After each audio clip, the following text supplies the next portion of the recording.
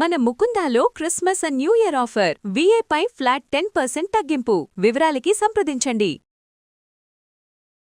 గురుగారు నమస్కారం. గురుగారు నమస్కారం అమ్మా. గురుగారు మీరు ఏదైతే చెప్పారో అక్షరాల 100% అది జరిగింది గురుగారు. ఫ్లైట్ క్రాష్ చెప్పారు, అది జరిగింది గురుగారు. ట్రైన్ యాక్సిడెంట్ అన్నారు, అది జరిగింది గురుగారు. అలాగే చూసుకుంటే నిన్న జరిగిన బస్ యాక్సిడెంట్, పిల్లలు ఆంధ్ర తెలంగాణ మీరు పర్టిక్యులర్గా నవంబర్లో సుమన్ టీవీలోనే మెన్షన్ చేశారు గురుగారు, అది కూడా జరిగింది. బాధ ఏంటంటే గురుగారు మేము ఏం చేయలేకపోయాము, మీరు చెప్పారు అక్షరాలా జరిగింది, మేము ఏం చేయలేకపోయాము. అయ్యో చిన్న పిల్లలు, ఆంధ్ర తెలంగాణలో బస్సు యాక్సిడెంట్ అయింది, చిన్న చిన్న పిల్లలు ఉన్నారు, ప్రాణాలు విడిచారు. ఏంటి గురువుగారు ఏం చెయ్యాలి, ఇంకా ముందు ముందు ఏం చూడాల్సి వస్తుందా అని భయం వేస్తుంది గురువుగారు. మరి ఏంటి మీరు ఇలా జరుగుతుంది అని చెప్పారు, జరిగింది, బట్ ఇంకా ఏమైనా పరిహారాలు చేస్తారా, ముందు ముందు ఇంకా ఏం జరుగుతుందా అని తెలుసుకోవాలనుంది. దానికి ఏమైనా పరిహారాలు ఏమైనా చేయగలుగుతామా గురుగారు? అసలు ఇంకా ఏం జరగబోతుంది ఫిబ్రవరి కానీ జనవరి ఎండింగ్ కానీ? మీరు జరిగిందైతే అసలు ఇలా భయం వేస్తుంది గురుగారు. విన్నాము, ఏం చేయలేకపోయాము, ఇది మాత్రం గిల్ట్ ఉంది గురుగారు. మరి ఏం చేద్దాము అంటారు? వ్యూవర్స్ కానీ ఏం చేయాలి, వాళ్ళ పిల్లల విషయంలో కానీ, హస్బెండ్ బయటికి వెళ్తూ ఉంటారు, పేరెంట్స్ బయటికి వెళ్తూ ఉంటారు, ట్రిప్ విషయంలో కూడా మీరు చెప్పారు గురుగారు, ఇలా అవుతూ ఉంటాయి కొన్ని ఇబ్బందులు అని చెప్పారు, అది కూడా జరిగింది. మరి ఏంటి గురుగారు, ఏంటంటారు అసలు? ముందుగా ప్రేక్షక మహాశయులకు శుభోదయం. అమ్మా, ఇలాంటి ప్రమాదకరమైనటువంటి విషయాల గురించి గత చాలా సంవత్సరాల నుంచి ఫ్యూచర్ ప్రిడిక్షన్ చేస్తూ చాలా విషయాలు తెలియజేస్తూనే ఉన్నాం. మనం అనుకోవచ్చు చాలా సందర్భాల్లో ప్రమాదాలు జరుగుతున్నాయి కదండి, జరుగుతాయని తెలిసినప్పుడు మీరు ఏదైనా చేయొచ్చు కదా అని అంటారు. అవును గురువు. భగవత్ సంకల్పంలో శ్రీకృష్ణ పరమాత్ముడు కూడా చెప్పినటువంటి విధానంలో చాలా వరకు హెచ్చరికలే ఉంటాయి మనకు. అంటే ఒక ప్రమాదం జరగబోతుంది అని అన్నప్పుడు ఒక రెడ్ లైట్, ఒక గ్రీన్ లైట్, ఒక ఎల్లో లైట్ ఎట్లయితే సిగ్నల్స్ మనకు వస్తుంటాయో కొంతమంది ద్వారా కొంత సమాచారం మనకు వస్తుంటుంది. ఎలా వస్తుందని అడిగితే, ఇప్పుడు మనం ట్రాఫిక్ జామ్ అయిపోతుంటాం, ఇక్కడ మనం ప్రయాణం చేసేటప్పుడు ఒక రెడ్ లైట్ వచ్చింది, దాని అర్థం ఏంటి? ఇక్కడే ఆగండి అని. ఆగండి అని. ఎందుకు ఆగమన్నారు? ప్రమాదాలు జరిగే అవకాశాలు ఉండొచ్చు, ఇది 4 రోడ్ల కూడలి, జాగ్రత్తగా వెళ్ళండి. నేను విననండి, నేను అలాగే వెళ్ళిపోతానండి అని అన్నారనుకోండి, అప్పుడు ప్రమాదాలు జరుగుతాయి. ఒకసారి తప్పించుకుంటారు, 2 సార్లు తప్పించుకుంటారు, 3వసారి జరుగుతుంది. ఈ ఫ్యూచర్ ప్రొడక్షన్ చెప్పేటప్పుడు కూడా ప్రజలను హెచ్చరిస్తూ జరగబోయేటువంటి విషయాల మీద అవగాహనతోటి, అమ్మాయి ఇది జరగబోతా ఉంది అని అన్నా కానీ దానిని ఒక సమర్థవంతమైనటువంటి విధానంతో మనం తీసుకొని జాగ్రత్తలుగానే వహిస్తే ఏ ప్రమాదాలు జరగవు. అంటే ఏ విధమైన జాగ్రత్తలు గురువు గారు? ఒక్కరు కాదు, ఇద్దరు కాదు, 140 మంది, 70 మంది, 40 ఇలా ఉన్నారు. అంటే అదే చెప్తున్నాను తల్లి. వాస్తవికంగా స్కూల్ అనే కాదు తల్లి, అహ్మదాబాద్ సంఘటన ఈ రోజుకి మనం మర్చిపోలేకపోతున్నాం. ఎన్నో కుటుంబాలు మాట్లాడుతుంటుంటే కళ్ళల్లో నీళ్ళు ఆగవు. అంత భయానకరమైనటువంటి సంఘటన గురించి తెలియచేసినప్పుడు ఎవరూ స్పందించలేదు. తరువాత మనం చూస్తుండగానే మన కళ్ళెదురుగుంటా ఎన్నో ట్రావెల్ బస్సులు తగలబడిపోవడం, ప్రజలు చనిపోవడం అన్నీ జరిగిపోతున్నాయి. ఎంత భయంకరంగా సెప్టెంబర్, అక్టోబర్, నవంబర్, డిసెంబర్ నెలల్లో విపరీతమైనటువంటి ప్రమాదాలు జరిగాయి. కోలుకోకముందే మళ్ళీ ఇంకొకటి. ఇవన్నీ జరగబోతున్నాయి అని చెప్పినా కానీ ఎవరికి ఏ మరపాటు లేకుండా అలానే ఉన్నారు. అప్పుడు కూడా ఎన్నో జాగ్రత్తలు తెలియజేశాం. అమ్మ, బస్సు ప్రయాణాలు చేసేటప్పుడు కుటుంబంలో కానీ, స్కూల్ పిల్లలు కానీ, స్కూల్లో కానీ, ఉపాధ్యాయులు కానీ ప్రతి ఒక్కరూ కూడా మేల్కొని వీరికి అవగాహన తెలియచేయండి. దీని యొక్క విధానాల పట్ల స్కూల్ పిల్లలకు కూడా తరగతి గదులు ఉన్నటువంటి టీచర్లు అందరూ కూడా కలిసి చెప్పండి.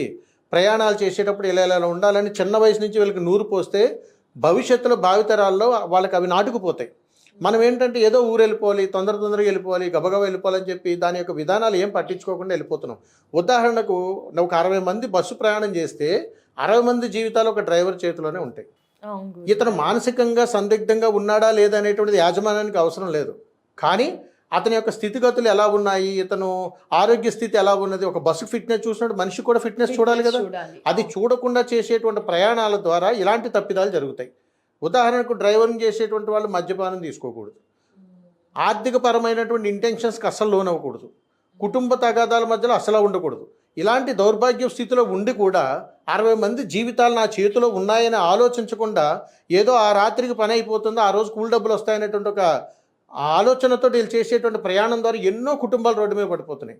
మనమైనా కానీ ఒక బండి నడుపుతూ ఉన్నప్పుడు మన ఆలోచనలు ఎక్కడో పెట్టి నడుస్తుంటే మనకే ప్రమాదం మన చేతిలోనే జరుగుతుంది. ఎందుకు జరిగిందని అడిగితే ఏదో యామరపాట్లో ఉన్నామని, అది మనం ఒకటితో సరిపోతుంది. కానీ భవిష్యత్ కార్యాచరణలో గత 4 నెలల నుంచి తల్లి బస్సు యాక్సిడెంట్ జరుగుతుందండి, జాగ్రత్తగా ఉండండి అని హెచ్చరించడం జరిగింది. విమాన ప్రమాదాల గురించి చెప్పడం జరిగింది. అది చెప్పకముందు అక్టోబర్ నెలలో రైలు ప్రమాదాలు జరుగుతాయండి అని కూడా చెప్పడం జరిగింది. ఆ తదనంతరం కూడా ఒక భయంకరమైనటువంటి తుఫాన్ ఒకటి వెంబడించబోతుందని కూడా చెప్పడం జరిగింది. తర్వాత నవంబర్ నెలలో ఒక స్కూల్ పిల్లల బస్సు ప్రమాదానికి గురవుతుందని చెప్పి ఆ రోజే కంఠోపాఠంగా చాలా గట్టిగా దాని గురించి చెప్పి చాలామంది స్కూల్ పిల్లల గురించి కానీ, కాలేజీలు కానీ, స్కూల్ యాజమాన్యం కానీ యామరపడుతూ ఉండకండి, మీ బస్సులు జాగ్రత్తగా చూసుకోండి, ప్రమాదం జరగబోతుందని ముందే హెచ్చరించాం తల్లి. కానీ చాలా బాధాకరమైనటువంటి విషయం, రాత్రి ఈ సంఘటన తెలిసిన దగ్గర నుంచి కంటి మీద కునుకులేదు తల్లి. ఆ భద్రాచలం ఆ కల్లూరు ప్రాంతంలో 108 మంది బస్సులో ప్రయాణం చేస్తున్నటువంటి పిల్లలు ఆ బస్సు బోల్తా ఇంకా ప్రాణ నష్టం జరగలేదు తల్లి. కానీ నిజంగా అంతమంది పిల్లలకి ఏదైనా ప్రాణ నష్టం జరిగితే ఆ తల్లిదండ్రుల పరిస్థితి ఏంటి? అందుకని ఇలాంటి సంఘటనలు చాలా భయానకరంగా ఉంటాయి తల్లి. అంటే వీటి గురించి మాట్లాడాలన్నా మా మనసు చాలించిపోతుంది, చెప్పాలనన్నా. కానీ చెప్పాల్సిందే గురుగారు, చెప్తే మాకంటూ మేమేమైనా ప్రయత్నాలు చేసి తప్పనిసరిగా తల్లి ఆ భగవంతుడే మిమ్మల్ని మాకు పంపించారు ఏదో ఒక రూపంలో తల్లి. అంటే ఇంత జరగబోయేటువంటి విషయాన్ని కూడా మా ద్వారా తెలుసుకోగలుగుతున్నాము, చెప్పగలుగుతున్నాము అని అంటే ఏమో భగవంతుడు మాకు ఈ జీవితాన్ని, ఈ జన్మను మాకు ఇచ్చింది నవ సమాజం కోసమే. ప్రతి ఒక్కరిని బాగుపరచాలి, తెలియచేయాలి, జాగ్రత్తగా ఉండండి అని చెప్పి అనేటువంటి విధానం కోసం తప్ప ఏ మాత్రం ప్రజలను ఇబ్బంది పెట్టడానికి కానీ, ప్రజలను ఉద్దేశించి కానీ, వీరిని కించపరచడానికి కానీ, అవమానపరచడానికి కానీ మేము రాలేదు తల్లి. అందుకని ఈ ప్రమాదం జరిగిన తర్వాత ఇప్పటికిప్పుడు నేను మీకు చెప్పబోయేది ఏంటంటే ఇంకా బాధాకరమైనటువంటి సంఘటనలు జరగబోతా ఉన్నాయి. ఇంకా చూడాల్సి వస్తే తల్లి ఒక 3 నుంచి 4 నెలలు, అంటే ఫిబ్రవరి, మార్చి, ఏప్రిల్, మే నెల, ఈ 4 నెలల్లో ఒక ఫ్లైట్ క్రాష్ అయ్యేటువంటి అవకాశాలు కూడా ఉన్నాయి. మళ్ళీ ప్రమాదాలు జరుగుతాయి తల్లి. ఈ 3 నెలల్లో పుణ్యక్షేత్రాలకు వెళ్ళి వచ్చేటువంటి బస్సు, యాత్రికులతో కూడుకున్నటువంటి బస్సు ప్రమాదానికి గురవుతుంది తల్లి. 3 నెలల ముందు కూడా నేను ఒక విషయంలో తెలియజేశాను, శబరిమల వెళ్ళి వస్తున్నటువంటి బస్సు ప్రమాదానికి గురవుతుందని. అలాగే అది నవంబర్లో జరిగింది తల్లి. అలాగేంటంటే ఇప్పుడు పుణ్యక్షేత్రాలకి యాత్రికులందరూ కూడా కలిసి వెళ్ళేటువంటి బస్సులు జాగ్రత్తగా ఉండండి. ఇవి మార్చిలో జరిగేటువంటి అవకాశాలు బలంగా ఉన్నాయి. మార్చిలో అది కాకుండా మార్చి, ఏప్రిల్లో తల్లి నిరుద్యోగులు ఆత్మహత్యలు చేసుకునేటువంటి అవకాశాలు ఉన్నాయి. ప్రాణ నష్టాలు జరగబోతూ ఉన్నాయి. ఇవి తెలంగాణ రాష్ట్రంలో జరగబోతూ ఉన్నాయి ఎక్కువగా. చూడండి ఎంత భయంకరమైనటువంటి పరిస్థితికి మనం మనుగడ దిగిపోతుంది తల్లి. అంటే జీవితం మీద ఒక వైరాగ్య స్థితికి వెళ్ళిపోయేటువంటి వాళ్ళు ఒకవైపు అయితే, యామరపాటుతో ప్రయాణం చేసేటువంటి వాళ్ళు ఒకవైపు అయితే, రేపొద్దున మీద ఆశలతో ప్రయాణం చేసేటువంటి వాళ్ళు ఒకవైపు. ఏ రకంగా చూసుకున్నటువంటి జరగబోతున్నటువంటి ప్రమాదాల గురించి మనం తెలియజేస్తున్నప్పుడు ఇది ఒక హెచ్చరిక అనుకోవాలి, ఇదే జాగ్రత్త అనుకోవాలి. ఒక రకంగా ముందే మనం తెలుసుకుంటున్నట్టు జాగ్రత్త పడుతున్నట్టే. అందుకని దీనికి ప్రత్యేకించి ఏదన్నా ప్రొడక్షన్ చెప్పడానికి ఉండదు. అందుకని ఏంటంటే అమ్మ ఇది జరగబోతా ఉంది, కాస్త మీరు జాగ్రత్తగా ఉండండి. ఏ విధంగా గురువు గారు అంటారు, ఒక వ్యక్తి అయితే ఆ వరకు పనిని క్యాన్సిల్ చేసుకోగలుగుతారు, ప్రయాణాలు కానీ ఫ్లైట్ క్రాష్ అంటున్నారు, బస్ యాక్సిడెంట్ అంటున్నారు, మరి ఏ విధంగా గురువు గారు అంటారు? ఇది విధి కర్మల్లో కర్మ సిద్ధాంతం ప్రకారం ఒకవైపు చూడాలి, రెండో వైపు సాంకేతికంగా ఇప్పుడు మనం బ్రతుకుతున్నటువంటి విధానాన్ని బట్టి ఒక వాహనంలో ప్రయాణం చేస్తే వాహనం ఫిట్నెస్ ఎలాగో మన యొక్క మానసిక స్థితి కూడా అంతే ముఖ్యంగా చూసుకోవాలి. ముందుగానే తెలియజేస్తున్నాను. అంటే పుణ్యక్షేత్రాలకు వెళ్ళేటువంటి బస్సుల గురించి మాట్లాడుతున్నాను అని అడిగితే అవన్నీ ఫిట్నెస్గా ఉండాలి, జాగ్రత్తగా ఉండాలి. పుణ్యక్షేత్రాలకు ప్రయాణం చేసేటువంటి వాళ్ళు ఈ జాగ్రత్తలన్నీ తీసుకోవాలి తప్ప ఎవరిని భయభ్రాంతులకు గురి చేయడం కాదు. ఇలాంటి ప్రమాదాలను భగవంతుడి మీద ఆపాదిస్తున్నారు తల్లి. అది చాలా బాధాకరం. ఎందుకంటే భగవంతుడి మీద మనం ఏది ఆపాదించకూడదు. ఎందుకంటే ఇవన్నీ మన స్వయంకృతాపరాధం, మన చేతుల్లోనే జరుగుతున్నాయి. జాగ్రత్తగా ఉండాలి, జాగ్రత్తగా ఉండాలి అని హెచ్చరించడం జరుగుతుంది. ఇంకొకటి కూడా తెలియజేస్తున్నాను తల్లి, ఇందులోనూ ఒక రైలు ప్రమాదం మార్చి నెలలో ఉగాది పర్వదినంలోనే, పండగ దాటిన తర్వాత కూడా జరిగేటువంటి అవకాశాలు ఉన్నాయి. కొన్ని పశువులు, కొన్ని రకాలైనటువంటి మూగజీవాలు ఒకేసారి మూకుమ్మడిగా చనిపోయేటువంటి ప్రమాదాలు కూడా ఈ మార్చి, ఏప్రిల్లో జరుగుతాయి. ఇలాంటి భయంకరమైనటువంటి సంఘటనలు తలుచుకున్నప్పుడల్లా చాలా బాధ కలుగుతుంది తల్లి. ఇప్పటికైనా మీ ద్వారానైనా ప్రజానికానికి అప్రమత్తం చేస్తూ కొన్ని జాగ్రత్తల్ని తెలియజేస్తాను తల్లి. అలాంటి జాగ్రత్తలను మా ద్వారా, మీ ద్వారా మీడియా పూర్వకంగా అందరికీ తెలియజేసి చక్కటి ఆయు ప్రమాణాన్ని ఇవ్వండి. స్కూల్ పిల్లలకు సంబంధించినంత వరకు ఆంధ్ర తెలంగాణ రాష్ట్రంలోనే కాదు, ఎక్కడ స్కూల్ బస్సులు ఉన్న స్కూల్ సంబంధించినటువంటి ప్రయాణాలలో తల్లిదండ్రులారా, మీరు మీ పిల్లల్ని స్కూల్లో పంపించేస్తున్నాం, బస్సుకు సమయానికి ఎక్కిచ్చేస్తున్నాం అనేది కాదు.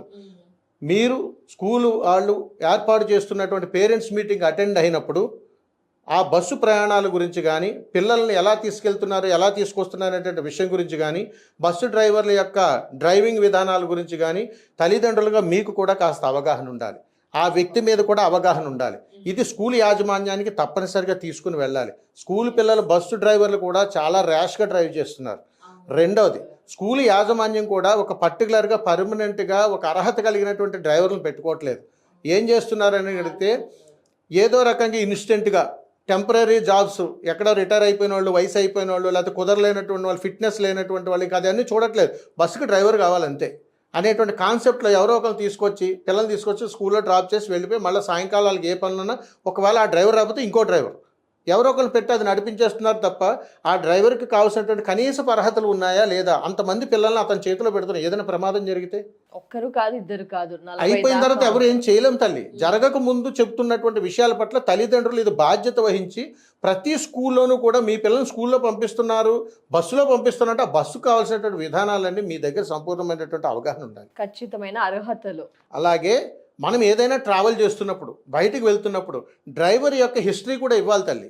డ్రైవర్ హ్యాబిట్స్, ఇప్పుడు మనం ఏదైనా మెడికల్ ఫిట్నెస్కి వెళ్ళాం, ఏదైనా వెళ్తే హైటు, వెయిట్, మన యొక్క హాబీస్, మన యొక్క ఇతరితరాలు ఎలాగైతే మనకు ఒక రెజ్యూమ్ కన్సర్న్ ఎలాగైతే ఉంటుందో, మనం ఏదైనా ఒక బస్సు బుక్ చేసుకుంటున్నప్పుడు ఈ బస్సు పలానా డ్రైవర్తో వెళ్తుంది, హీజ్ ఎక్స్పీరియన్స్ ఇంత, ఇతని అనుభవం ఇది, ఈ బస్ ఫిట్నెస్ ఇది, డ్రైవర్ యొక్క ఎక్స్పీరియన్స్, అతని యొక్క ప్రతిదీ ఉన్నప్పుడు ఒక కాన్ఫిడెన్స్ లెవెల్స్ పెరుగుతుంది. అయినా కానీ ఇది ఏది అవగాహన లేక అతను, మీరు చాలా చోట్ల మీరు గమనించండి, ఇది హైదరాబాద్, ఇక్కడ నుంచి మీరు ఏదైనా ఊరు వెళ్ళాలంటే రాత్రిపూట ఏదో ట్రావెల్ బుక్ చేసుకుంటారు. మీరు క్షేమంగా చేరేంత వరకు, అవతల వాళ్ళకి మీరు చేరుకునేంత వరకు గ్యారంటీ లేని పరిస్థితికి మనం వచ్చేసాం. ఎందుకనంటే మీరు గమనించండి, అక్టోబర్, నవంబరు, డిసెంబర్ నెలలో ఎక్కువ ట్రైన్లే బిజీగా ఉన్నాయి, బస్సులు ఖాళీగా ఉన్నాయి, టికెట్లు ఈజీగా దొరికేవి. కారణం ఏంటంటే ఆ యాక్సిడెంట్లు చూసి. ఎందుకంటే డ్రైవర్ ఎవరో తెలియదు, అతని ఎక్స్పీరియన్స్ ఉందో లేదో తెలియదు, ట్రైనరో తెలియదు, క్లీనరో తెలియదు, ఎవరో తెలియదు. కానీ అతని గురించి సరైనటువంటి అవగాహన మనకు లేక, ఆ బస్సు యొక్క ఫిట్నెస్ కూడా, ఆలోచన కూడా మనకు లేక, అంటే సామాజికమైనటువంటి విషయాలను ప్రజల్లోకి తీసుకెళ్ళగలాలి తల్లి.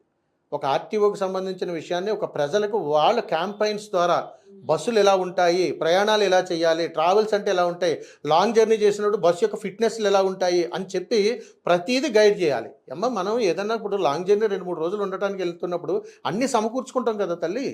ఓ బ్యాగ్లో లగేజ్ అని, ఇవని అవని, దారిలో తినటానికి అని, ఇదని మనం అన్ని జాగ్రత్తలు తీసుకుంటాం. మరి ఒక ప్రయాణం చేసేటప్పుడు ఎందుకు తీసుకోము? నాకు విండో సైడ్ సీట్ కావాలని ప్రేమగా కూర్చుండిపోతాము. మరి అది అక్కడ ఏదైనా ప్రమాదం జరగబోతుందా, ఒకవేళ జరిగితే ఏం చేయాలి, ఎవరిని సంప్రదించాలి, ప్రతిదీ ప్రికాషన్స్ ఉండాలి కదా. అలాగే మనం ఏ బస్సు ఎక్కినా కానీ అక్కడ గైడ్ ఉండాలి కంపల్సరీ.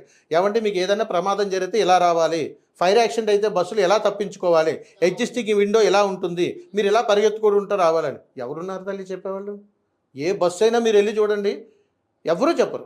ఆఖరికి గవర్నమెంట్ బస్సులో కూడా ఎక్కిన తర్వాత డ్రైవర్ చెప్పాలి, కండక్టర్ చెప్పాలి కూర్చున్నటువంటి వాళ్ళకి, అమ్మ ఏదైనా ప్రమాదం జరిగిందంటే మీరు ఇది చేయండి, ఎమర్జెన్సీగా ఏదైనా టైర్ పంచర్ అయిపోయినా, ప్రమాదం జరిగినా, ఏదైనా పేలులు సంభవించినా, లేకపోతే ఫైర్ యాక్సిడెంట్ జరిగినా మీరు ఈ జాగ్రత్తలు తీసుకోండి, వెంటనే ఈ నెంబర్కి ఫోన్ చేయండి, ఒకరికొకరు సహాయపడండి, ప్రమాదం జరిగితే ఈ నెంబర్కి ఫోన్ చేయండి అని ఎవరైనా చెప్తున్నారు తల్లి?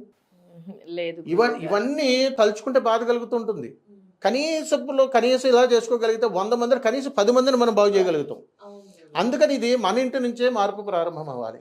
అందుకని ఈ ఆవేదన ఆపుకోలేక మాట్లాడుతున్నాను కానీ తల్లి, ఎవరి మీద మాకు కోపం కానీ విధానం కానీ ఏమీ ఉండదు తల్లి. ఇప్పుడు కూడా మీరు ట్రాఫిక్లో, మనం బయట మీరు ఆఫీస్కి వెళ్తున్నాడు హెల్మెట్ పెట్టుకోమంటారు. ఎంతోమంది హెల్మెట్ ధరించిన తర్వాత ఏ బస్సు కానీ ఇది కానీ గుద్దిన తర్వాత ప్రాణాలతో బయటపడ్డ వాళ్ళు చాలా మందిని చూసాం. హెల్మెట్ లేని వారు చనిపోయిన వాళ్ళు అయినా కానీ వినకుండా అలాగే వెళ్ళిపోతుంటారు. ఎందుకు తల్లి? కనీసం అర్హత ఉన్నటువంటి వాళ్ళకే బండి కొనుక్కునేటువంటి విధానం ఇవ్వాలి. నువ్వు బండి కొనుక్కోవాలంటే ఖచ్చితంగా నీ దగ్గర డ్రైవింగ్ లైసెన్స్ ఉండాలి, ఫిట్నెస్ ఉండాలి, ఎవ్రీథింగ్ ఉన్నటువంటి, అంటే బండి కొనుక్కోవాలి నీ పేరు మీద అని అంటే నీకు డ్రైవింగ్ లైసెన్స్ ఉంటేనే బండి ఇవ్వాలి. అలాంటి విధానాలు తెలియజేయాలి. అలాగే ఒక డ్రైవర్గా మనం బస్సు ఎక్కుతున్నప్పుడు అతని డ్రైవింగ్ లైసెన్స్ కూడా మనం అబ్జర్వ్ చేయాలి.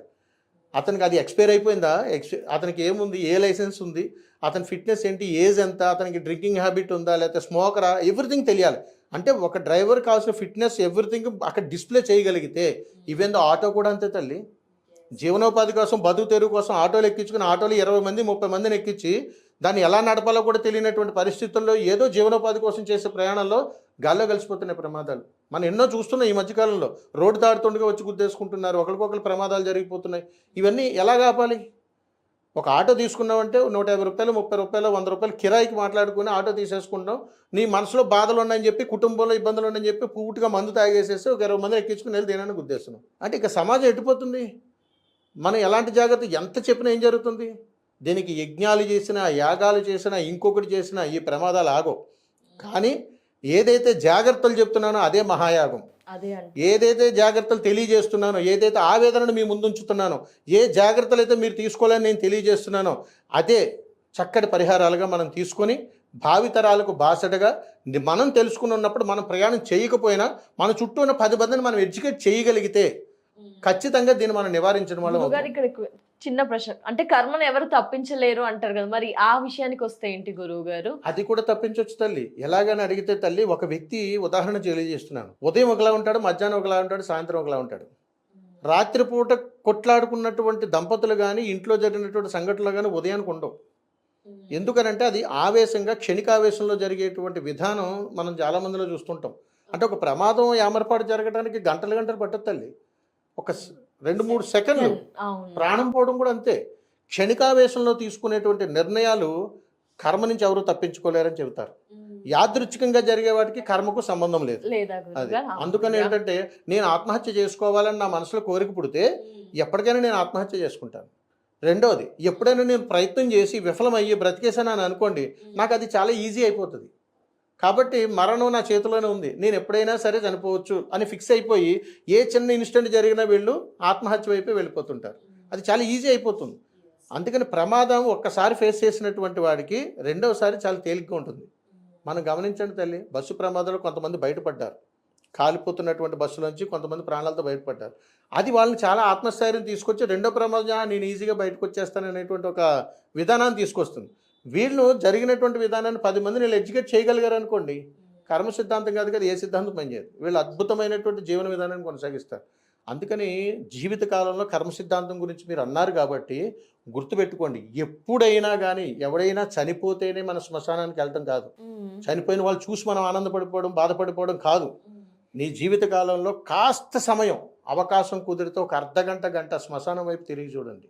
కాసేపు అక్కడ గడిపి చూడండి. మనిషి యొక్క వైరాగ్య స్థితి మనకు అర్థమవుతుంది. ఎలా బ్రతుకుతున్నాము, ఎందుకు బ్రతుకుతున్నాం, చివరాఖరికి మన పరిస్థితి ఏమిటనేటువంటిది అవగతం అవుతుంది. అంతటా ఆత్మజ్ఞానం కలిగినటువంటి జన్మం మనది. దీనికి కర్మ అని పేరు పెట్టుకుని నా రాత ఇంతే అని మనం సరిపెట్టుకోకూడదు. ఏదైనా సరే సాధించే చనిపోవాలి, ఏదైనా సాధించే చూపించాలి. నేను ఇది సాధించడం కోసం ఈ భూమి మీదకి వచ్చాను, మీరు కూడా అంతే. అలాగే ప్రతి ఒక్కరు ఏదో ఒకటి చేయడానికి వచ్చారు. కాబట్టి ఆ జన్మకు సార్థకత ఏర్పరచుకునే లోపు ఇలాంటి ఉపద్రవాలు జరుగుతున్నప్పుడు భవిష్యత్తు భయం పుడుతుంటుంది. అందుకని దీని ఆలోచనతోటి సమయస్ఫూర్తితో మనం ఢీకొనగలిగితే అదే కదా, ఖచ్చితంగా మనం బాగుంటుంది. తప్పకుండా గురుగారు. మీరు చెప్పే విధానం భయంగా కాకుండా భద్రంగా ఉండండి, ఇలా జాగ్రత్తలు వహించండి అనే విధంగా చాలా చక్కగా చెప్పారు గురువుగారు. మా వంతుగా మేమంతా కూడా, ఎవరైతే వ్యూవర్స్ ఉన్నారో వారు కూడా ఏదైతే మీరు చెప్పారో అది ఫాలో అవడానికి తూచా తప్పకుండా ఖచ్చితంగా ఫాలో అవుతాం గురువుగారు. ముందుగా తెలియచేసినందుకు ధన్యవాదాలు గురువుగారు. నమస్కారం. శుభం తల్లి.